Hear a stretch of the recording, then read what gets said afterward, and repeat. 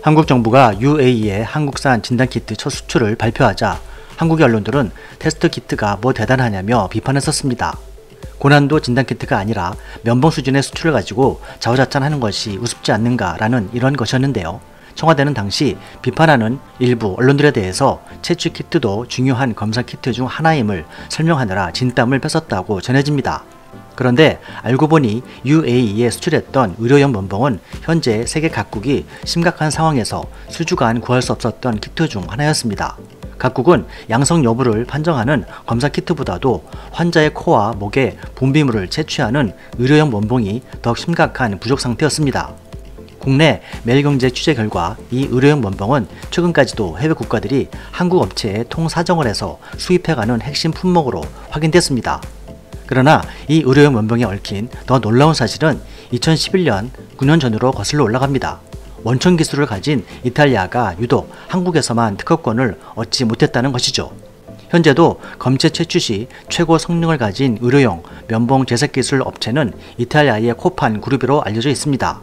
2011년 미국과 캐나다, 유럽연합, 일본과 중국, 호주 등에서도 특허권을 확보했지만 유독 까다로운 한국 특허권만 확보하지 못했다는 것입니다. 그 결과 한국은 2008년 설립된 노블바이오라는 토종 한국 업체가 코판과 비등한 성능의 의료용 면봉을 생산하기 시작했다는 것이죠. 이것이 기가 막힌 사건인 것은 올해 2월 폭발한 이탈리아 코로나 사태 때 코판은 자국 우선주의 공급 원칙에 따라서 이 면봉 해외 수출을 전면 중단한 것입니다. 결과적으로 한국은 토종 의료용 면봉 업체 노블바이오가 없었다면 여타 해외 국가들처럼 초기 대응에 적지 않은 영향을 받았을 뻔했다는 것입니다. 당연히 대구 신천지 같은 예기치 않은 집단 사태에서 한국이 이루어낸 방대하고 신속한 성과도 불가능했을 수도 있었다는 분석입니다. 이탈리아 코판의 오랜 특허권으로 인해서 자체 제작력이나 업체가 전무한 유럽의 대부분의 나라들은 현재도 한국 업체 제품에 절대적으로 의존하고 있는 실정입니다. 한국 업체로부터 제품을 공급받고 있는 서로 국가 중 한 고위 공무원은 지난달 한국에서 벌어진 면봉 수출이 껍데기 수출이라는 논란을 언급하며 의료용 면봉 생산 기업이 전무한 다른 나라 입장에서는 코미디와 같은 풍경이었다면서 인터뷰에 이어 소회를 밝혔습니다.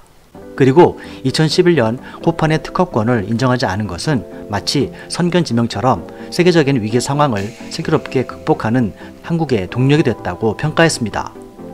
9년 전 세계적이라는 코판의 제품이 유독 한국에서만 조건을 만족하지 못해서 특허권을 못 받은 것은 한국의 의료 수준이 어떠한지를 짐작해야 하는 대목입니다. 전세계 사태 확산 여파로 2월 한 달간 노블바이오의 매출은 전년도 전체 매출을 웃도는 수출 성과를 냈습니다.